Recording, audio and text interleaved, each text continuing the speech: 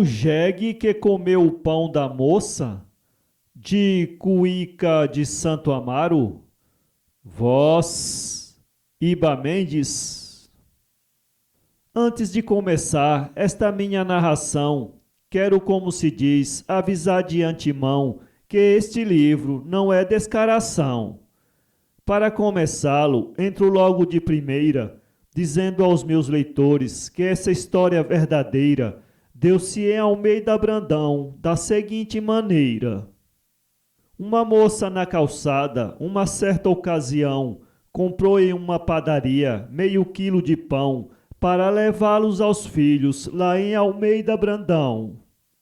Como era muito cedo para a mesma viajar, mesmo o trem de Paripe demorava de chegar, então a dita moça resolveu a passear. Mais ou menos às 4 horas, voltou ela esbaforida, quase sem fôlego, numa grande corrida, pois o trem do Lobato havia dado partida. Entre mentes a dita moça, que de fato era um peixão, sobre o trem de Paripe, tomou acomodação, levando sobre a sacola o seu embrulho de pão. Quando o trem de Paripe em plataforma chegou, no momento em que do mesmo a dita moça saltou, muita gente assistiu à cena que se passou. Saltou ela do trem, bastante apressada, com o embrulho do pão, pois se achava atrasada, porém a poucos metros surgiu uma camarada. A moça ficou alegre com aquela aparição, dizendo à camarada, venha de lá um abração, desprezando a sacola com o embrulho do pão. Ficou ela e a camarada muito tempo a conversar, distraidamente, sem ao menos se lembrar que os filhos esperavam o pão para cear. E tão distraída estava no momento que não viu sequer que ali sobre o relento, naquele exato momento, pastava um magro jumento. O jumento era magro, fazia nojo se ver, estava seguramente 5 meses sem comer, estava o bicho mesmo, com uma fome para valer. O pobre do jumento estava todo campado, dizem que pelo dono foi o mesmo abandonado, em virtude disto vivia apavorado. Entre mentes viu o jegue as duas moças conversando, e então com aquela sua, jubá balançando, calmamente, foi então se aproximando. O jegue se aproximou com tanto cuidado, que pelas duas moças o mesmo não foi notado, nem sequer ao menos foi o mesmo observado. Não foi observado por uma justa razão, pois as duas conversavam ao lado da estação, bem longe onde estava a sacola com o pão. O jumento, quando viu aquele vulto no chão, foi se aproximando naquele velho rojão para ver o que havia ali perto da estação. Abaixou a focinheira e a sacola encontrou, como ao jumento um cheiro bom o agradou, com o próprio focinho a sacola derrubou.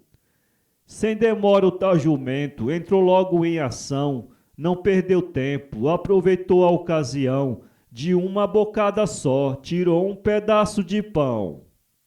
O jumento satisfeito o pão saboreava, enquanto a sua dona com a outra conversava, o jegue rapidamente o seu pão o devorava.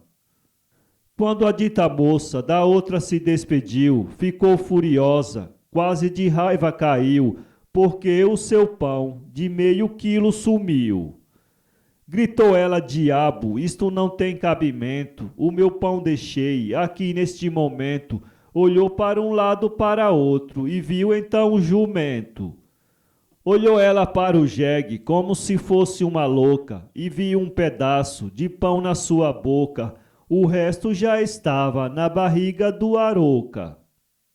A moça pegou o jegue como se fosse uma cobra, meteu a mão na toca, fez uma certa manobra para ver se conseguia arranjar alguma sobra. O pobre jumento, sentindo grande aflição, vendo que a moça queria tirar-lhe o pedaço de pão, deu-lhe como recurso uma dentada na mão.